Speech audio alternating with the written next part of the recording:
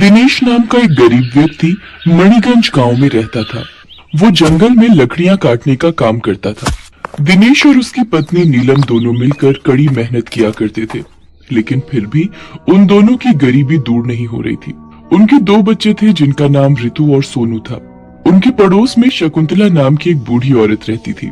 उसका कोई नहीं था, इसलिए नीलम और दिनेश ने ही उसकी जमकर सेवा की।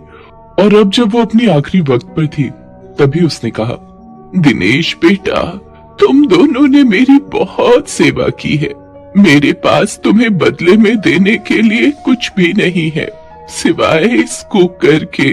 ये तुम ले लो। ये आप कैसी बात कर रही हैं काकी? सेवा बदले में कुछ लेने की भावना से थोड़ी ही की जाती है, और ये कुकर हम नहीं ले सकते काकी। ले लो बेटा, लेकिन मेरी एक बात हमेशा याद रखना। जब भी तुम इस कुकर का इस्तेमाल करोगे, उससे पहले एक बात जरूर कहना, सुन मेरे कुकर, तू सबसे ऊपर, चल मेरे मन का खाना दे। ऐसा क्यों काकी? बेटा, मुझे ये कुकर एक साधु बाबा ने दिया था और कहा था, जब भी तुम किसी बेसहारा इंसान की मदद करोगी तो ये अपना चमत्कार दिखाएगा। लेकिन मैंने किसी बेसहारा की कभी कोई मदद ही नहीं की। लेकिन तुम ये कुकर ले जाना, जब तुम किसी की मदद करोगे ना, तब ये अपना चमत्कार दिखाएगा। इतना कहते ही शकुंतला चल बसी। दिनेश और नीलम ने कुकर को शकुंतला का आशीर्वाद समझकर अलमारी में रख दिया। नीलम हमेशा की तरह अपने रोजमर्रा के बर्तनों में ही खाना पकाने लगी। उन्हें कुकर की कभी जरूरत ही नहीं पड़ी। ऐसे ही कुछ महीने बीत गए और बरसात का मौसम आ गया। हल्की फुल्की बरसात में तो दिनेश जंगल से लकड़ियां काट कर ले आता था, लेकिन एक रोज तकरीबन 5 दिन तक लगातार भारी बारिश पड़ी, जिसकी वजह से दिनेश लकड़ियां लाने नहीं जा सका और उसकी आमदनी ही रुक गई, जिससे घर में खाने के लिए कुछ भी नहीं रहा। दिनेश परेशान होकर बोला, नीलम, अब तो मुझे जंगल में लकड़ियां काटने जाना ही होगा। अगर ऐसे ही चलता रहा तो हम खाएंगे क्या? वो तो तुम सही कह रहे हो, लेकिन इस मूसलाधार बारिश और आंधी तूफान में तुम जंगल कैसे जाओगे? और अगर जंगल चले भी गए तो उन गीली लकड़ियों का हम करेंगे क्या? उसका तो कोई खरीदार भी नहीं मिलेगा। हाँ, ये बात तो तुम्हारी सही है, लेकिन भूख भी तो बहुत लगी है। हम तो भूखे रह लेंगे, लेकिन बच्चे, इन बेचारे बच्चों का क्या होगा? हे भगवान, ये अब हमारे कैसे दिन आ गए। मेरे बच्चे कब से भूखे हैं, अब मैं खाने के लिए क्या दूं? तभी दिनेश के मन में ख्याल आता है, क्यों ना मैं नदी पर जाकर मछलियां पकड़ कर लाऊं और उन्हें बाजार में बेच कर आऊं। इतनी बारिश में तो पानी का जलस्तर काफी ऊपर तक होगा और मछलियां आसानी से जाल में फंस जाएंगी। अगर बिक गई तो ठीक, नहीं तो उनको ही पकाकर खा लेंगे। दिनेश बिना देरी किए अपने पड़ोसी मोहन से जाल मांगता है और नदी की ओर निकल पड़ता है। जैसे ही वो नदी में जाल डालता है, काफी सारी मछलियां एक साथ जाल में आकर फंस जाती हैं। बिना देर किए वो मछलियां लेकर बाजार की ओर निकल पड़ता है। चलते चलते रास्ते में वो देखता है कि एक बूढ़ा आदमी पेड़ के नीचे बैठा ठंड से थरथराते हुए रो रहा है। दिनेश उसके पास जाता है और पूछता है, कौन हो तुम बाबा, और रो क्यों रहे हो? बेटा, मैं पास के ही गांव में रहता हूँ। मेरे घर में मेरी पत्नी बीमार है। हमारे घर में खाने के लिए कुछ भी नहीं है और मैं खाने की ही तलाश में निकला हूँ। अगर तुम मुझे ये मछलियाँ दे दो तो मैं अपनी बीवी को कुछ खिला पाऊंगा। लेकिन बाबा, ये मछलियाँ तो मैं बाजार में बेचने के लिए जा रहा हूँ। मेरे घर में खुद आपके घर जैसा ही हाल है। मान जाओ बेटा, अगर मैं आज घर कुछ भी खाने के लिए लेकर नहीं पहुंचा तो मेरी बीवी की जान जरूर चली जाएगी। क्यों, तुम्हारे घर में कोई कमाने वाला नहीं है? तुम्हारा बेटा या कोई और? नहीं, मैं और मेरी बीवी ही है।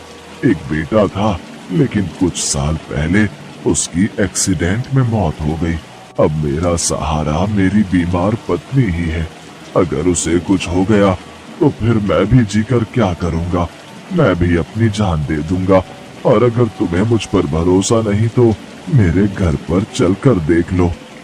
नहीं, मैं आपके घर जाकर क्या करूंगा? ये लो, ये मछलियाँ आप ही रख लो।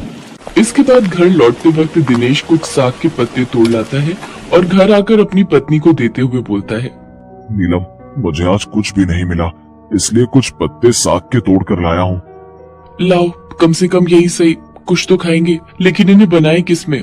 हमारी कढ़ाई तो टूट गई है। अरे वो कुकर कब काम आएगा? जो शकुंतला काकी ने दिया था, उसी में जल्दी से उबाल लो। नीलम कुकर अलमारी से निकालती है और उसे धोकर साग को उसमें उबालने के लिए रख देती है। तभी दिनेश को काकी की वो बात याद आती है और वो रसोई में जाकर कुकर के सामने बोलने लगता है। सुन मेरे कुकर, तू सबसे ऊपर, चल मेरे मन का खाना दे। आज मेरा शाही पनीर खाने का बहुत मन है। ये कहकर दिनेश बाहर चला जाता है और कुछ देर बाद जैसे ही नीलम ने कुकर का ढक्कन खोला, उसमें शाही पनीर से भरी स्वादिष्ट सब्जी तैयार थी। जल्दी आओ, जल्दी आओ, ये देखो कितनी शानदार सब्जी बनकर तैयार हुई है। बच्चे और दिनेश दौड़े दौड़े रसोई में आए और ये चमत्कार देखकर हैरान रह गए। इसका मतलब ये सचमुच कोई जादुई कुकर है। इसके बाद दिनेश और नीलम के साथ साथ बच्चों ने भी आज स्वादिष्ट खाना भरपेट खाया। इसके बाद तो उन लोगों के अच्छे दिन आ गए। उन्हें जब भी खाने का मन करता तो नीलम कुकर को धोकर उसे चूल्हे पर चढ़ाती और अपनी मनपसंद खाने का नाम लेकर उसे खूब मजे से खाते।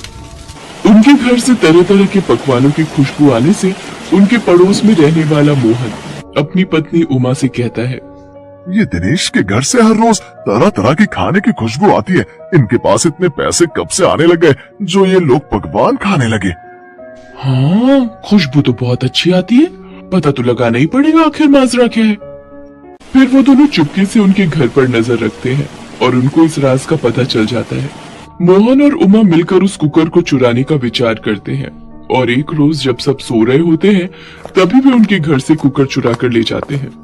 अपने घर जादुई कुकर लाकर उमा झट से उसका इस्तेमाल करती है और जल्दी से उसे धोकर चूल्हे पर चढ़ाते हुए कहती है, मेरा कुकर तो सबसे ऊपर, चल जल्दी से मेरे मन का खाना दे।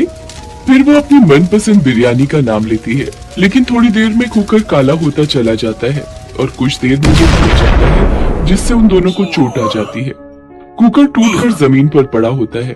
आवाज सुनकर दिनेश और नीलम भागे भागे आते हैं तो जमीन पर पड़े अपने टूटे हुए कुकर को देखते ही सारा माजरा समझ जाते हैं। फिर जैसे ही दिनेश उन कुकर के टुकड़ों को उठाता है तो वे वापसी से जुड़कर पहले की तरह चमत्कारी कुकर बन जाता है। अब मोहन को सारी बात समझ आ गई थी और वो अपने किए की माफी दिनेश से मांगता हुआ कहता है, मुझे माफ कर दे मेरे दोस्त, हम तेरे घर से ये कुकर लालच की भावना से चोरी करके ले गए थे और उसकी सजा हमें मिल गई। ये कुकर सिर्फ उसी के लिए जादुई है जो साफ मन से इसका इस्तेमाल करे। दिनेश और नीलम अपने कुकर को अपने साथ लिए घर वापस आ जाते हैं और हर रोज उसमें तरह तरह के पकवान बनाकर खाते हैं।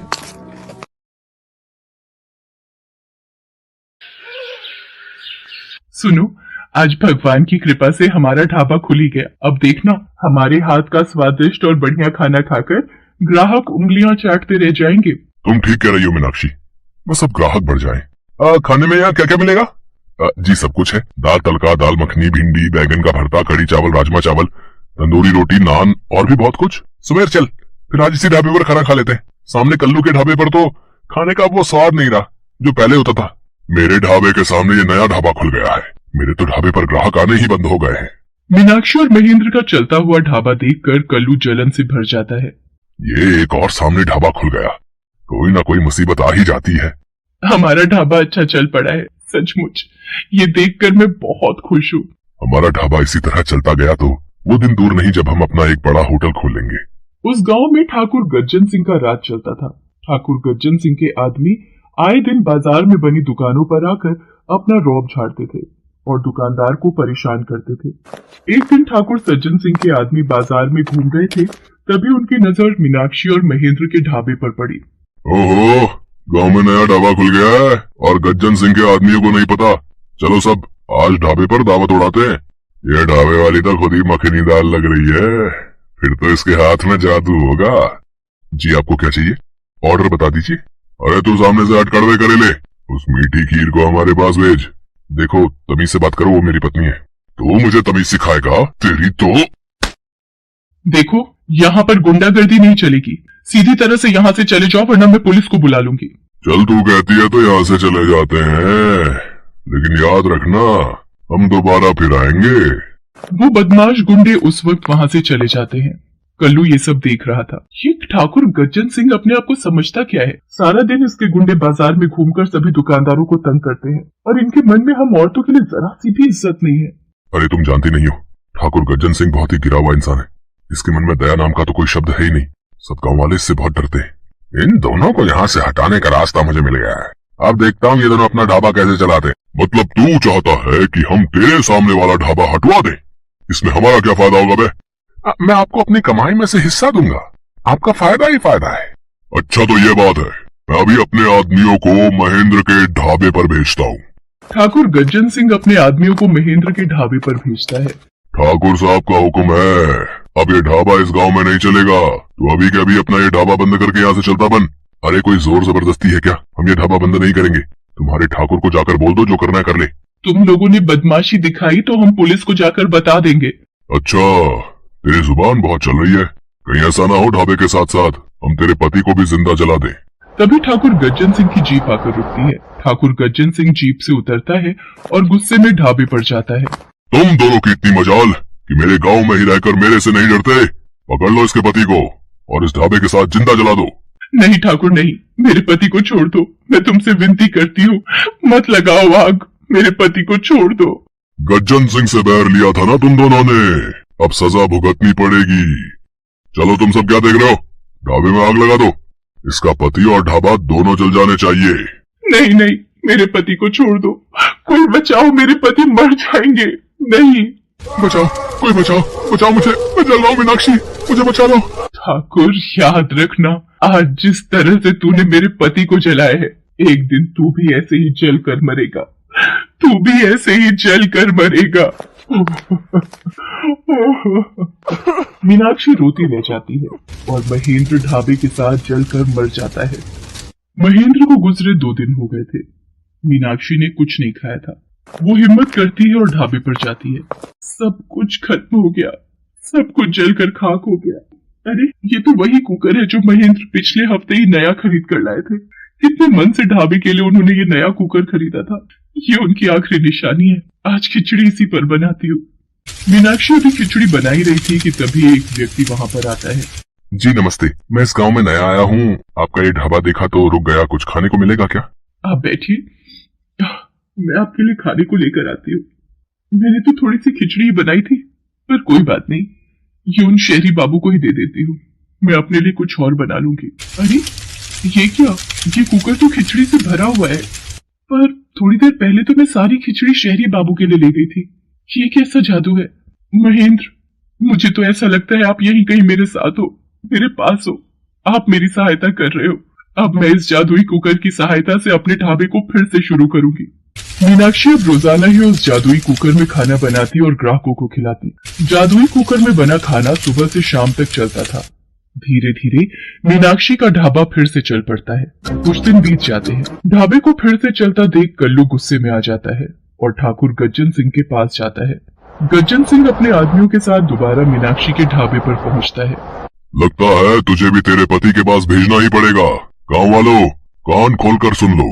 जिस किसी ने भी मेरे हुक्म का विरोध किया या मेरे खिलाफ जाकर कोई काम किया, उसका यही अंजाम होगा।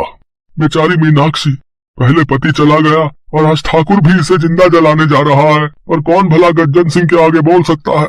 अब तो भगवान ही मीनाक्षी को बचा सकते हैं, वही कोई चमत्कार कर सकते हैं। इस पूरे गांव में कोई भी माई का लाल नहीं है जो गज्जन सिंह के आगे सिर उठाकर बोल सके। जला दो इसे। गज्जन सिंह के आदमी मीनाक्षी को जलाने ही जा रहे थे कि अचानक गोलियों की बौछार से वो घबरा जाते हैं। खबरदार, किसी ने भी भागने की हिम्मत की। शहरी बाबू, आप पुलिस इंस्पेक्टर, आप इसे मत छोड़ना। इस गज्जन सिंह ने मेरे पति को जिंदा जला दिया था। गज्जन सिंह पुलिस से बचने के लिए मीनाक्षी के ढाबे में घुस जाता है। तभी चूल्हे पर रखा कुकर फट जाता है और गज्जन सिंह आग में झुलस जाता है। गज्जन सिंह को उसके गुनाहों की सजा मिल गई थी। शायद महेंद्र ने खुद गज्जन सिंह के पापों की सजा उसे दे दी थी। मीनाक्षी को इंस्पेक्टर रजत के रूप में एक हमदर्द मिल गया था, जिसने मीनाक्षी के दर्द को समझा। मीनाक्षी इंस्पेक्टर रजत की मदद से महेंद्र की याद में एक नया ढाबा खोलती है। गांव वाले भी गज्जन सिंह के आतंक से आजाद होकर खुश थे।